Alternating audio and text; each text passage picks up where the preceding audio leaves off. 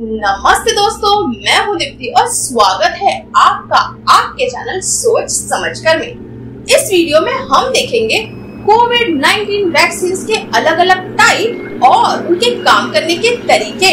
कोविड-19 से लड़ने वाले 4 वैक्सीन जिनके नाम हैं mRNA vaccine, vector vaccine, whole virus vaccine, protein sub unit vaccine. इनके वर्किंग प्रिंसिपल्स में फर्क है, लेकिन काम एक ही करते हैं, इम्यूनिटी बढ़ाना।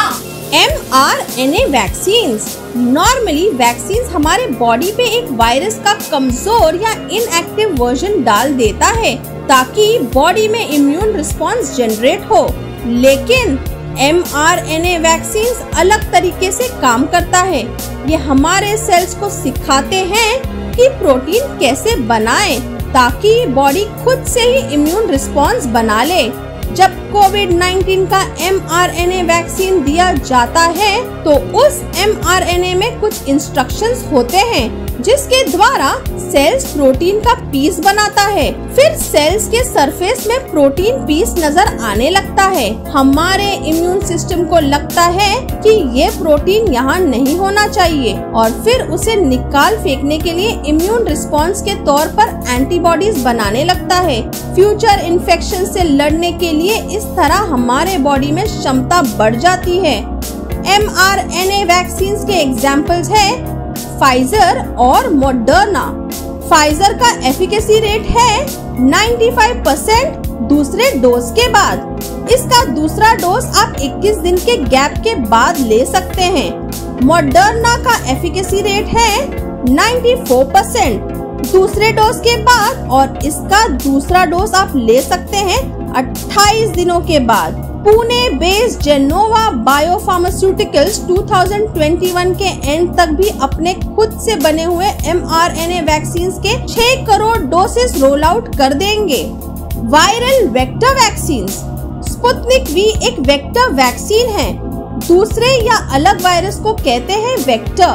तो वायरल वेक्टर वैक्सीन दूसरे वायरस के मॉडिफाइड वर्जन्स को यूज करते हैं ताकि हमारे सेल्स उस हिसाब से काम करे। जब स्पुतनिक वी इंजेक्ट होता है तो वेक्टर वायरस यानी कि कॉमन कोल्ड वाले एडिनो वायरस के वीक फॉर्म को बॉडी के सेल में प्रवेश होता है। फिर ये वेक्टर हमारे सेल के मशीनरी के माध्यम से बनाते हैं स्पाइक प्रोटीन। ये स्पाइक प्रोटीन कोविड-19 के एक्चुअल वायरस के सरफेस या सतह पर पाया जाता है। अब वैक्सीनेशन के वजह से जब सेल के सरफेस पर स्पाइक प्रोटीन डिस्प्ले होने लगता है तो हमारा इम्यून सिस्टम को लगता है कि ये उस सेल पर मौजूद नहीं होना चाहिए क्योंकि उसके हिसाब से ये इन्फेक्शन का कारण बन सकता है। तो फिर हमारा इम्यून सिस्टम जवाब के तौर पर एंटीबॉडीज बनाने लगता है और बाकी इम्यून सेल्स को भी एक्टिवेट कर लेता है। फाइनली होता यह है कि हमारे बॉडीज को एक कमांड मिलता है, फ्यूचर में कोई वायरस आए जो कोविड-19 का कारण बने तो उससे कैसे लड़े और हमें प्रोटेक्ट करे। फायदा यह है कि आपको कोविड-19 के वजह से बीमार पड़ने की नौबत नहीं आएगी। हल्का डिस्कम्फर्ट या परेशानी अगर हो तो इसका मतलब है कि वैक्सीन असर कर रहा है।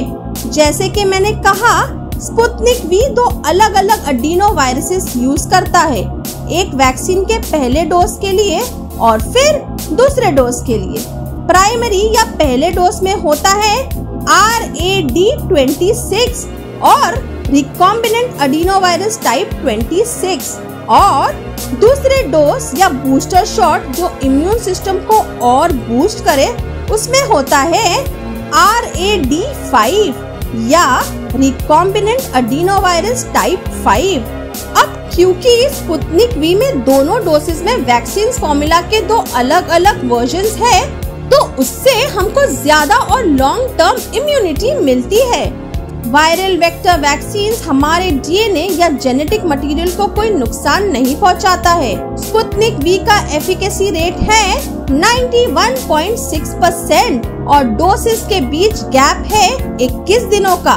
स्पुतनिक लाइट एक सिंगल डोज वैक्सीन है जिसमें सिर्फ पहले डोज का फॉर्मूला यूज होता है। हमने एक और वीडियो बनाया है जो स्पुतनिक वी और स्पुतनिक लाइट के बीच के अंतर को और भी डिटेल में बताया है। जॉनसन एंड जॉनसन का सिंगल डोज वैक्सीन भी एडिनो वायरस वेक्टर प्लेटफॉर्म पर निर्धारित है। इसके 28 दिनों के बाद का एफिकेसी रेट है 66% against moderate to severe covid infections. Covishield, जिसे हम एस्ट्राजेनेका ऑक्सफोर्ड वैक्सीन भी कहते हैं, जिसे सीरम इंस्टीट्यूट ऑफ इंडिया बनाते हैं, वो भी एडिनो वायरस वेक्टर प्लेटफॉर्म में बनता है। फर्क यह है कि स्पुतनिक में 2 अलग फॉर्मूला है और कोविशील्ड में एक ही फॉर्मूला यूज होता है दोनों डोज में। कोविशील्ड की एफिकेसी रेट है 70.4%, लेकिन 82.4% से ज्यादा बढ़ जाता है जब डोजिंग इंटरवल 12 हफ्तों से ज्यादा बढ़ जाए तो। भारत बायोटेक, जिसने कोवैक्सीन बनाया है, वो भी इंट्रानेजल नाम का वेक्टर वैक्सीन बनाने में जुट गया है।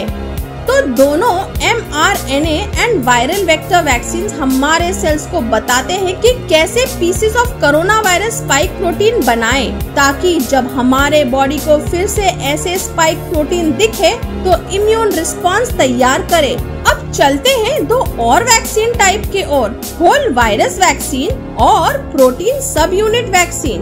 होल वायरस वैक्सीन, इसमें होल वायरस यूज होता है ताकि हमारे बॉडी इस पर इफेक्टिव इम्यून रिस्पांस बना ले। इसमें से एक होता है लाइव एटीन्यूएटेड वैक्सीन, जो उसी वायरस के वीक फॉर्म को यूज करते हैं ताकि वो बढ़े लेकिन इंसान को बीमार नहीं बनाए। दूसरा होता है इनएक्टिवेटेड वैक्सीन, जिसमें जो पैथोजेंस वायरस या बैक्टीरिया यूज किए गए हैं उसका जेनेटिक मटेरियल डिस्ट्रॉयड है, तो वो ना तो बढ़ सकते हैं ना तो इंसान को बीमार बना सकते हैं। इसमें एल्यूमिनियम बेस्ड कंपाउंड एडजुवेंट के तौर पर मिक्स किया जाता है ताकि इम्यून सिस्टम को और बूस्ट मिल जाए। Gavi, Global Alliance for Vaccines and Immunization का मानना यह है कि इस तरह के वैक्सीन्स बनाने में बाकी वैक्सीन से आसान है। पहले भी सीजनल फ्लू मीजल्स में दिए गए हैं, तो कह सकते हैं कि इसकी टेक्नोलॉजी प्रूवन है। होल वायरस के इनएक्टिवेटेड वैक्सीन प्लेटफॉर्म से बनी हुई वैक्सीन के एग्जाम्पल है भारत में बनी भारत बायोटेक की कोवैक्सीन, जिसकी एफिकेसी रेट है 81%, जिसमें डोज के बीच 4 हफ्तों का इंटरवल होना चाहिए। चाइनीज वैक्सीन साइनोफार्म और साइनोवैक भी इनएक्टिवेटेड होल वायरल प्लेटफॉर्म पर बनी है। साइनोफार्म की एफिकेसी रेट है 79% और साइनोवैक का 50%। चलिए चलते हैं चौथे टाइप की ओर, इसको कहते हैं प्रोटीन सब यूनिट। कोवैक्सीन में जैसे पूरा पैथोजन या वायरस यूज किया जाता है, प्रोटीन सब यूनिट वो वैक्सीन है जिसमें पैथोजन का सिर्फ प्योरिफाइड पीसेस यूज किया जाता है ताकि बॉडी स्ट्रॉन्ग और इफेक्टिव इम्यून रिस्पांस बना सके। गावी के अनुसार जिन लोगों का इम्यून सिस्टम कॉम्प्रोमाइज्ड है उनके लिए ये अच्छा है और होल वायरस के कंपेयर थोड़ा ज्यादा स्टेबल भी है। प्रोटीन सब यूनिट वैक्सीन के एग्जाम्पल्स हैं बायोलॉजिकल ई, जो हैदराबाद के बायोलॉजिकल ई लिमिटेड बना रहे हैं। ये बन रहा है BCOV2A protein sub unit formula पर। इसकी प्राइसिंग कोविशील्ड और कोवैक्सीन से सस्ता हो सकता है। सीरम इंस्टीट्यूट के साथ पार्टनरशिप में US based vaccine maker Novavax भी प्रोटीन सब यूनिट वैक्सीन बना रहे हैं, जिसका नाम है कोवोवैक्स। हेल्थ मिनिस्ट्री के अनुसार serum institute of India Novavax 2021 के ईयर एंड तक प्रोड्यूस करेंगे। तो सबसे अच्छा कोविड-19 वैक्सीन कौन सा है? सच पूछिए तो जो वैक्सीन अवेलेबल है, ऑथराइज्ड और अप्रूव है, वही सबसे अच्छा है। CDC ये नहीं कहता है कि ये वैक्सीन दूसरे वैक्सीन से अच्छा है। जैसे कि आपने देखा ही होगा कि ये वैक्सीन के टेक्नोलॉजी अलग है लेकिन फंक्शन सेम है, इम्यूनिटी बूस्ट करना।